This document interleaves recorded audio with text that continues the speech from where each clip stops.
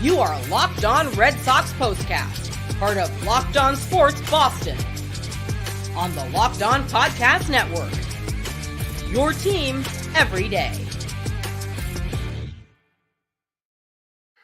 Well, Nick Pivetta did not come anywhere close to emulating Cooper Criswell in his performance from Tuesday night in Denver at Coors Field. Pivetta got knocked out early.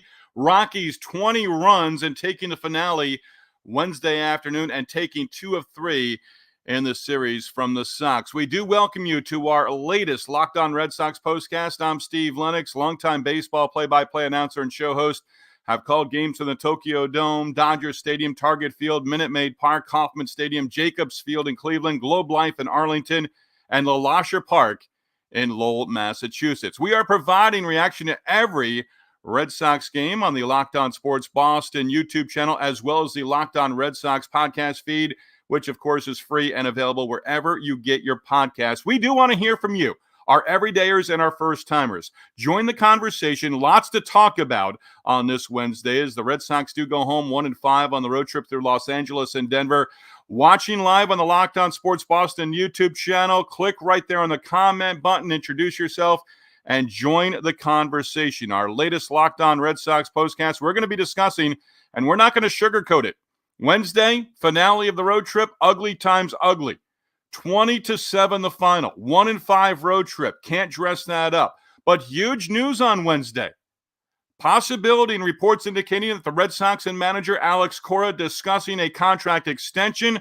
Talks apparently down the road. We'll get into that as well. Are you happy with that? Are you ecstatic about that? Are you over the moon about that? We'll also discuss what the next two opponents on the upcoming homestand have in common as well right now. Our latest episode of the Locked On Red Sox postcast is brought to you by Booking.com. Booking.yeah. The right stay can make you a fan of any city, even your rivals. Check out Booking.com for your stay today. Quantrill Pivetta, the pitching matchup for the series finale. Rockies took game 1. Red Sox came back, got their first game and first win of the road trip on Tuesday with a 6-0 victory. Feeling good. Take 2 of 3 from a team that basically had a minus 170 run differential going into Sunday's finale. Minus 170. Worst in the National League, second worst in Major League Baseball for the Colorado Rockies. Well, they've chipped into that run differential, that minus 170, putting up 20 runs in the ball game on Wednesday. And it started Nick Pivetta. It wasn't his day. It wasn't Nick's day at all. Ezekiel Tovar, a player I like a lot. And there are some guys in this lineup that can hit. We saw it on Monday. We didn't see it Tuesday. We saw it Wednesday. The Rockies with 20 runs and 21 base hits. Ezekiel Tovar leading the game off against Nick Pivetta with a home run. And it was just going to be one of those days. Pivetta chased from the game, going 2 2/3 innings, allowing 10 hits, 8 runs total, 7 earned. Didn't walk a hitter. Struck out 3 in that first inning. But the Rockies doing the damage in the first against Pivetta, chasing him from the game in the third inning, did not have his best stuff. And, hey, you know what? Every visiting team has to go into Colorado. You have to figure out how to get things done as a pitcher. That's just how it is, right? So Colorado, 3 in the first, 2 more in the second. And the 2 in the second were big because the Red Sox actually got a run in that top of the second against Quantrill. That was a 3-1 ball game. But then all of a sudden, 5-2, they add 3 more runs in that third inning, a 5-run fourth inning, a 6-run sixth inning against the bullpen. And Dom Smith, scoreless bottom half of the 8th inning. But Pivetta, one of those guys right now, he's a free agent at the end of the year. And I'm sort of mixed on Nick Pivetta. Do you bring him back on a 2 or 3 year deal? You're not going to break the bank on Nick Pivetta. But if you have Giolito coming back and you have other pieces, Whitlock coming back for next year, and Pivetta can go into that 4th or 5th role, and I think he ages well, you can hit us up with a conversation. Is Nick Pivetta someone that you just walk during the upcoming winter, or do you want to keep him around? Can he be integral to what this team is building towards? You can hit us up. Again, if you're with us on the Locked On Sports Boston YouTube channel, hit the comment, section and join the conversation. You can also hit us up via X at Lennox on Baseball as well. So Pivetta roughed up. Doesn't make it past the third, and he gives up 10 base hits. And Nick Pivetta has been feast or famine a couple of times this year. There's been a couple of times since we've started with our Locked On Red Sox postcast where Nick Pivetta has been taken off the hook. The team has come from behind in his start. Won ball games, and he's ended up with no decisions. Last time out, took a no decision, left the game with a 1-0 lead, shut down the Dodgers. So it's kind of a box of chocolates with Nick Pivetta, but you also do know what you're going to get.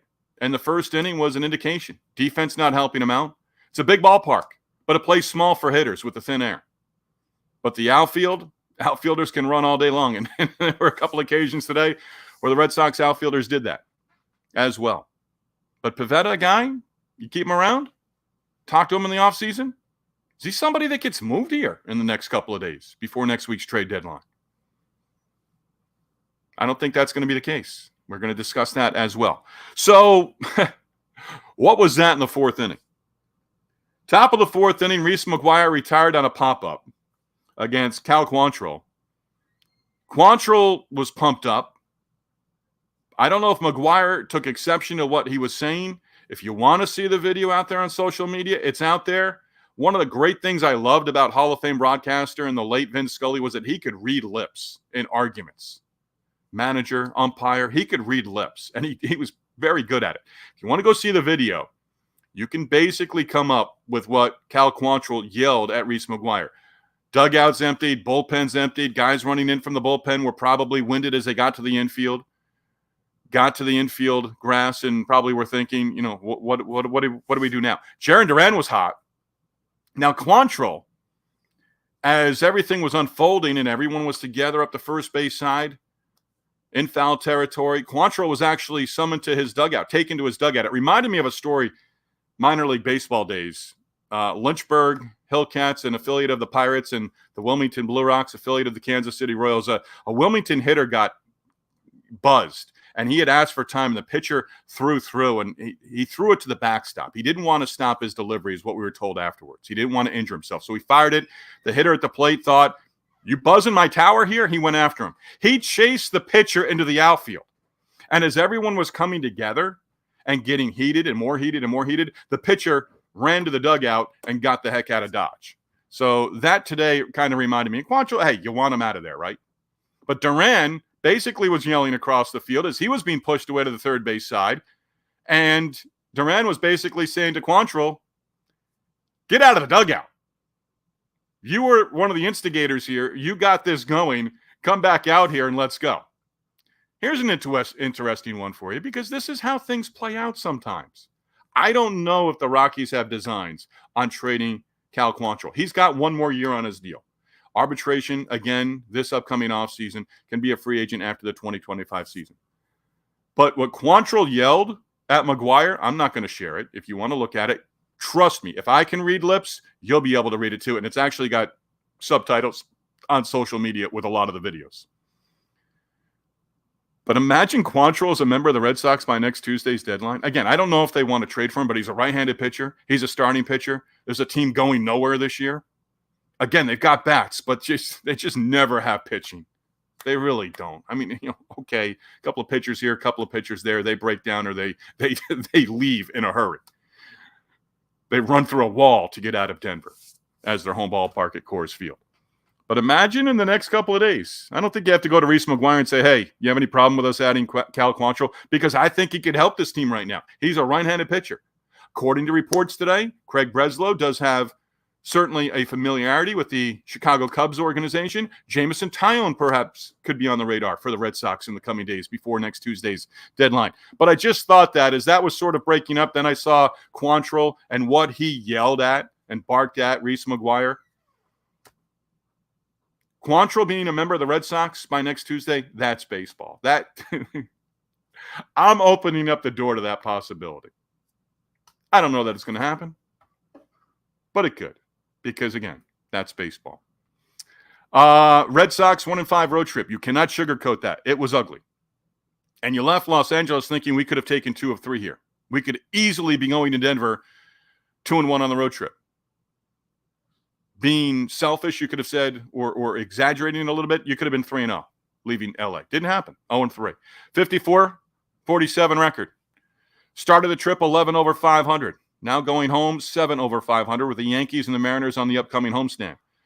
Sox lose a series to a team that was 28 games under 500 at the start of the series. They lose to a team, again, that had a minus 170 run differential. I don't always look at those numbers, but that sticks out when you look at the standings on a daily basis or twice or 3 times a day like I do. The Sox lose the series for the 13th time this year. 1-5 trip. Go home. Off day, Thursday, right back at it on Friday, the first of 3 against the Yankees. You think it's a 1-5 road trip. Okay. They're scuffling a little bit. Get home, support the team on Friday. Be a pro Red Sox crowd on Friday. I don't want to hear any let's go Yankee chants Friday, Saturday, or Sunday on NESN, Fox, or ESPN. Don't want to hear it. Don't want to hear it. Remember when Rafael Devers was in a bit of a funk on the opening stretch of this road trip? Well, Devers, 2 big games in the Tuesday win and the Wednesday loss. And Jarren Duran, home run, 2-run triple in the 9th inning. We'll touch on their numbers as well. Hey, Patriots camp underway. Preseason game coming up soon. And before you know it, the regular season right down the road. You can keep up with the Patriots with Mike Debate and Locked On Patriots. Mike has the Patriots covered. He's going to have every Patriots storyline covered for you Monday through Friday. Locked On Patriots, part of the Locked On Boston, Locked On Sports Boston Network. Locked On Sports Boston, your team every day. Coming up. Oh, boy. Coming up. There's news of the day. We're going to get to it. So as bad as a loss, a lopsided 20-7 loss looks like, there's reason to be excited on this Wednesday as the Red Sox go home from the trip. We are going to discuss it, and it involves manager Alex Cora. Craig Breslow apparently in Colorado with the team over the last couple of days. But up next, the at-bat of the day, something we started on Tuesday, the at-bat of the day, and a no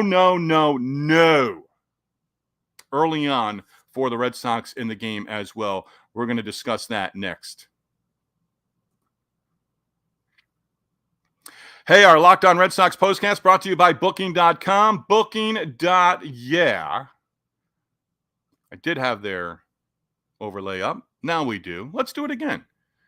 Locked On Red Sox postcast brought to you by Booking.com. Booking.yeah. Yeah, I like saying that. With summer travel heating up, especially travel for baseball games, time to explore those U.S. cities you always secretly wanted to learn more about. Yes, we're talking about your rival cities. Hotels, bed and breakfasts, vacation rentals, resorts, and so much more on Booking.com. You may just find your perfect stay even in your baseball rival city. Hey, Yankee fans are going to be in Boston this weekend. Likely to catch a game Friday night, Saturday, or Sunday night at Fenway Park. A Yankee fan in Boston on the Sox home turf. They want the Yankees to win. Yes, we know that. They're also excited to have a lobster roll. They're also ready to fall in love with their waterfront hotel. From hotels that overlook stadiums to family-friendly resorts, Booking.com has so many choices across the U.S. for your summer travel this MLB season. The right stay can make you a fan of any city, even your rivals. Book today on Booking.com on the website or in the Booking.com app. Locked On Red Sox postcast also brought to you by Prize Picks. Prize Picks, America's #1 daily fantasy sports app with over 5 million active members. Prize Picks, the easiest and most exciting way to play daily fantasy sports. Unlike other apps on Prize Picks, just you against the numbers. All you have to do is pick more or less 2 to 6 players, stat projections, and watch the winnings roll in. Get in on the daily action with your friends and become part of the Prize Picks community today. You can now win up to 100 times your money on Prize Picks with as little as 4 correct picks. You can turn $10 into $1,000. Even if you're looking for promotions, Prize Picks has got you covered every week, from lowering select player stat projections on Tuesdays to help out your lineup hit, or getting your entry fee back if you have a losing lineup on Friday. Download the Prize Picks app today. Use the code LOCKEDONMLB for a first deposit match up to $100. The code, once again, LOCKEDONMLB on Prize Picks for a deposit match up to $100. Pick more, pick less. Prize Picks, it's that easy. So we are going to pivot here for just a moment because for the first time, and I'm a little nervous here, but let's see how we go here. All right. Ethan checking in with us. Do you think, and Ethan, thank you very much. By the way, Ethan, tip of the cap to you. We're going to continue the discussion offline with you, but Ethan, you are actually our first to comment on our Locked On Red Sox postcast. We're, I think, 33, 34 in. So, Ethan, thank you. Much appreciated. I think I got to pick you up with something Red Sox related. We're going to touch on that. Ethan, though, checks in. Do you think these two series affect the outcome of the trade deadline? Ethan, there are reports out there right now, Craig Breslow telling the media, I believe Boston Globe, and I don't have access to the Boston Globe articles, not paying for that right now. But basically, Craig Breslow is going out there saying, yes, we're in buy mode. We're in buy mode. Starting pitcher, reliever, right-handed bat. We've known those are the issues and where you want to address right now for the Red Sox. So buy mode right now. I think they've been in buy mode. I think they've been tight to the vest, and it doesn't matter what's been reported up to this point in time. Well, according to reports, major league organizations are saying they don't know where the Red Sox are. None of that has mattered except to us as fans, except to us that pretend that we're in the media, like me. All those different things. So I think they're moving forward. And I've said it in recent Locked On Red Sox postcasts, Ethan. Craig Breslow is a competitor. Whether he thought this team could be in this position right now, going home 7 games up, trade deadline next Tuesday, the man competed at the big league level. The man now runs a big league front office. There's no doubt in my mind as this team has played, I don't even want to say above expectations, but as they've played winning baseball, I don't think there's a doubt in the mind where he's basically said, no, we're building for the future. This is fool's gold. We're not going to go off our plan. No. I think he's showing his mettle, and I don't think Craig Breslow takes this job without understanding that he has to have the ability to go sell what he needs right now, in the present, to ownership. This is where we're at. We can make a run here. We can make a run in October. We need the following things, and this is what we want to do. And who knows what the message is from the ownership group. That's fine. Go get what you need. And this is his first trade deadline. He's gone through his first draft. He's gone through his first spring training. He's gone through his first offseason. This is his first trade deadline. And he's ready to go. I'm sure to the certain degree he knows I'm not mortgaging the future. There are some guys in the minor leagues that are hands off. But it's going to cost in any market. Quantrill, Tyone, a bullpen guy, it's going to cost. So I don't like doing this because I do think early on in analytics, okay, what are we going to go get from an organization? They want player A from us. Let's go look at their MLB pipeline, top 30 prospects, their Baseball America top 30 prospects. We want, some package of the top 10, 2 or 3 of the top 10, or we want 4, 11 through 30, and their prospects. They've got a number labeled to him right now, but it means nothing. The Red Sox probably have identified, this guy right now, there's a lot of hype behind him. I'll bring the Yankees up. The Yankees, for decades, have hyped prospects who have gone on and done absolutely nothing. And Ethan, you've gotten me down this road. I'm going to get back on track, but I do appreciate that. I think they're full system, all systems go. I really do think the Red Sox arrive at the ballpark on Friday. I do think they're going to make a trade here in the next 24, 48 hours. I think it benefits them to try to be aggressive and say, hey, this is what we're offering. Take it or leave it. We're not going to Sunday. We're not going to Monday. We're not going to Tuesday with this. And that might not be a top-tier guy. That might not be a Skubal from Detroit. But it could be a Tyone. Could be another pitcher out there on the market. We want to wrap this up beforehand. And I'm not going to be shocked. I'm not calling for it, but I'm not going to be shocked if the Red Sox arrive at the ballpark on Friday, and I'll bring it up as a point, hey, it didn't happen. I got no problem doing that. But I will not be shocked if the Red Sox make a trade tomorrow on the off day or Friday leading up to the weekend series against the Yankees. Ethan, one more. Do you think the Colorado series reflects the pitching need for the Sox? It's so hard to determine what you do in Colorado. You give up 20 runs, 20-plus base hits. I would ban day baseball from Denver. It could be worse than Wrigley Field when the wind's blowing out. 90 plus degrees, hot, and that ball jumped. And it's just a big outfield. All things, breaking balls don't break. Andrew Bailey was on Nesson in the pregame show talking about how we try to adjust in Colorado. You throw this series out the door. You move beyond it. You focus now on the Yankees going ahead. Like Bill Belichick, we're on to the next team. The Red Sox right now getting ready to board a plane on their way back home. They're focused on an off day. They're focused on what they can do with family, friends on the off day, whatever they want to do. And then they focus on the Yankees as well. Ethan, thank you. I will continue the conversation with you offline. But again, I just want to recognize, Ethan, that you are the first, and I absolutely do appreciate you reaching out. You can do the same as Ethan if you're with us on the Locked On Sports Boston YouTube channel. Ethan, do not be a stranger. Again, I do appreciate it, and you've really stoked me here as well with that. So, Ethan, thank you, thank you, thank you, thank you, and thank you. At bat of the day. It was early on in this one. Let me get my sheet out here. The at-bat of the day was in the third inning. How many times are you going to see Jarren Duran hit into a double play? Hit the ball sharply to the right side, pulled it against Quantrill, 4-6-3 double play. And that at-bat had no idea the final would be 20-7, had no idea that Duran would end up yelling at Quantrill, then hit a home run off him, and then have a two-run triple in the ninth inning.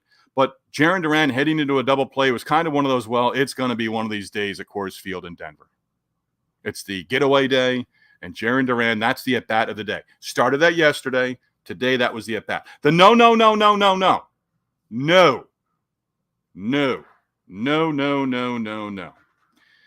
And I struggle with this one because the Red Sox have speed. That's a positive for the Red Sox. That is a strength for this lineup, right? But down 5-1. David Hamilton caught stealing, thrown out at second for the third out of the inning. That can't happen. You can't take the bat out of Abreu's hands there, and you don't know what's going to happen. You don't. But if you're running in that situation, I'm on the fence on that because I would say adamantly, what are you doing running down 5-1? But you never know present-day baseball how that could spark the team. But if you're going, you need to make it. That needs to be a stolen base. Hamilton out, caught stealing, inning over right there. So no again with that. That can't happen in that situation. Now, if he steals the base, Abreu a base hit, keep the inning alive, something like that. You stayed first base, Abreu hits a 2-run home run. You never know the dynamic there. But if you're running in that situation, down 4 runs early on, and it was early, David Hamilton, I don't care what speedster it is, you have to make it. You have to make it in that situation. So news of the day, we're going to pop that up coming up. News of the day involving manager Alex Cora. We'll touch on it. We'll also look ahead to the Yankees series and the Mariners series as well. That's next. Steve Lennox with you, Locked On Red Sox Postcast. Tough one in Denver. Tough road trip for the Red Sox as they lose the finale, giving up 20 runs in the finale against the Colorado Rockies. Locked On Red Sox Postcast brought to you by Game Time. Game Time is an authorized ticket marketplace of Major League Baseball, which means you can get tickets faster and easier. Prices on the Game Time app actually go down the closer you get to first pitch with killer last-minute deals, all-in prices, views from your seat, and their lowest price guarantee. Game Time does take the guesswork out of buying Major League Baseball tickets. What are flash deals? Flash deals allow you to save even more with exclusive in-app deals on select seats ahead of the game or the event that you are interested in. Game Time app features the lowest price guarantee, or Game Time will credit you and your account with 110% of the difference. Take the guesswork out of buying Major League Baseball tickets with Game Time. Download the Game Time app, create an account, use the code LOCKEDONMLB for $20 off your first purchase. Terms to apply. Again, create an account, redeem code LOCKEDONMLB for $20 off. Download the Game Time app today. Last minute tickets, lowest prices guaranteed. So Jeff Passan, Buster Olney, who I've worked with at ESPN in the past, both reporting on Wednesday that the Red Sox, Passan sent out the tweet, Red Sox and manager Alex Cora engaging in recent talks on a contract extension, and there is momentum toward a deal. After months of silence, this is the Passan tweet regarding Cora's lame duck status. I don't know if I would have characterized it at that, but a multi-year contract is a real possibility. Hey, I think it would be great for both sides. Alex Cora on record multiple times from spring training, the offseason, into spring training, into the early part of the season, saying that he did not want to talk about an extension during the season. I think this was a feeling out process for Alex Cora with Craig Breslow now running the front office. He knows, and I've said this before, he knows the talent that this team has at the big league level. He knows the talent that is coming. He's got strong ties with a lot of players, including Jarren Duran right at the top of that list. He's got strong ties with these guys. He's a terrific manager. I don't care what you have to say about the negatives of Alex Cora. He knows more baseball than you do, than I do, and 50 other of our close friends combined. He knows the game as well as any manager in baseball, present day or over the last 2 decades. He is right there on it. But I do think this is a great thing for the team. He knows, again, the talent that is on the roster. He knows the talent that is in the upper tier of the minor league system as well. And I wonder if conversations really started to occur where he was satisfied, perhaps in conversations, and told that, hey, ownership is on board with the vision of the club, with the front office, with everyone on the field, in the clubhouse as well.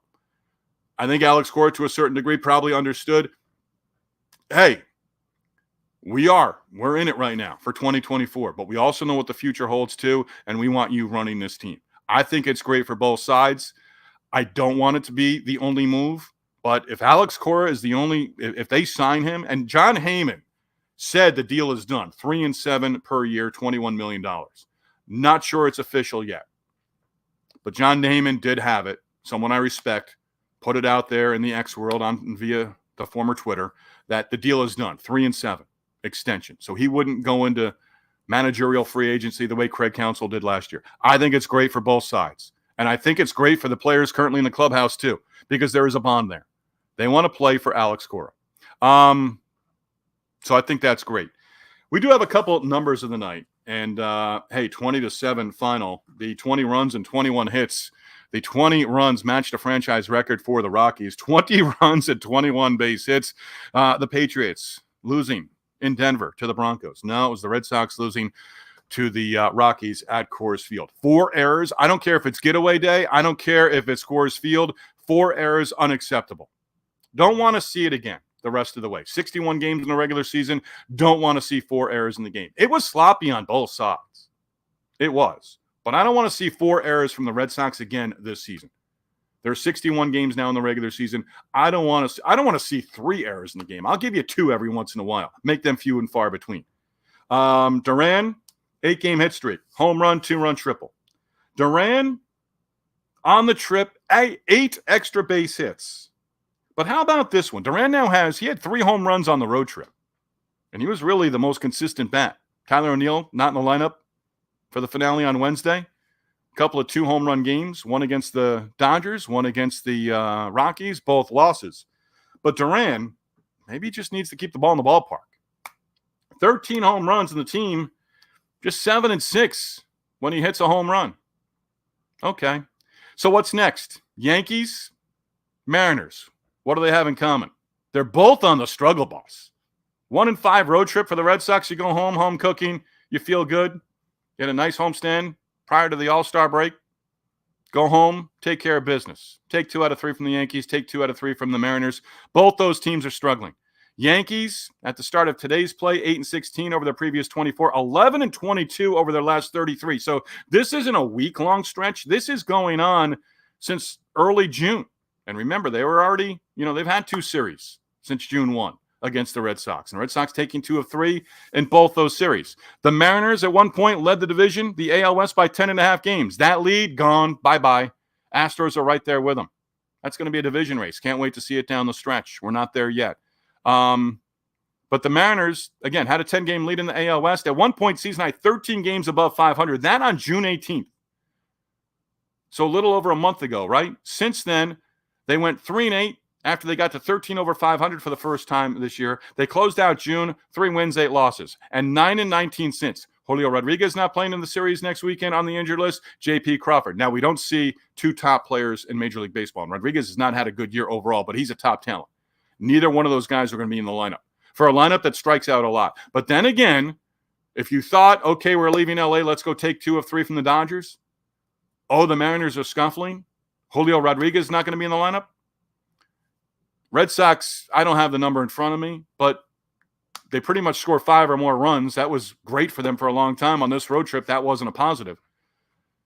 Be prepared for a couple of low-scoring games against the Mariners because the one thing they can do, and they do it well, is pitch.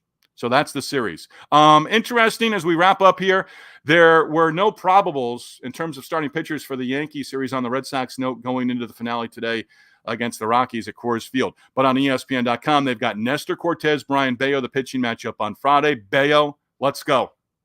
Bayo and Pivetta, let's go.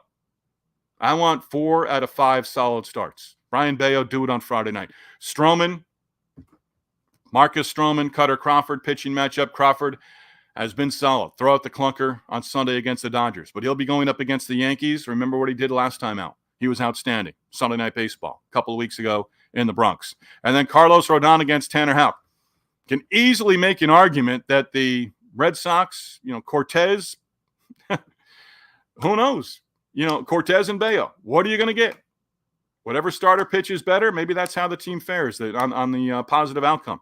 Stroman, okay, another guy who can go off the rails real quick. And Carlos Rodon, there's 3 guys right there. Quirky comes to mind. Day off for the Red Sox Thursday after going 1-5 on the road trip through Los Angeles and Denver, Colorado against the Rockies, who can really be a pain in the neck the rest of the way to teams, especially at Coors Field. So day off for us as well on Thursday. Back at it. We'll be on within minutes of the last out after game 1 of the 3-game series with the Yankees and Red Sox at Fenway Park on Friday night. Our Locked On Red Sox postcast follows each and every Red Sox game all season long. We do thank you for making Locked On Red Sox your number 1 listen, and a tip of the cap to our everydayers. We are free and available wherever you get your podcasts, and also available on the Locked On Sports Boston YouTube channel as well. Ethan, thank you. You have made my Wednesday night. Alex Cora extending his contract, that makes my night as well. I'll put the 20-7 loss to the side. But Ethan, thank you for joining us in the comments. Much appreciated. Do not be a stranger, and I'll be in touch with you as well. Again, Sox-Yankees, game 1 from Fenway Friday night. Brian Bayo scheduled to go in game 1 of that series. Locked On Sports Boston, your number 1 place to hang out immediately after every game. Locked On Sports, your team every day.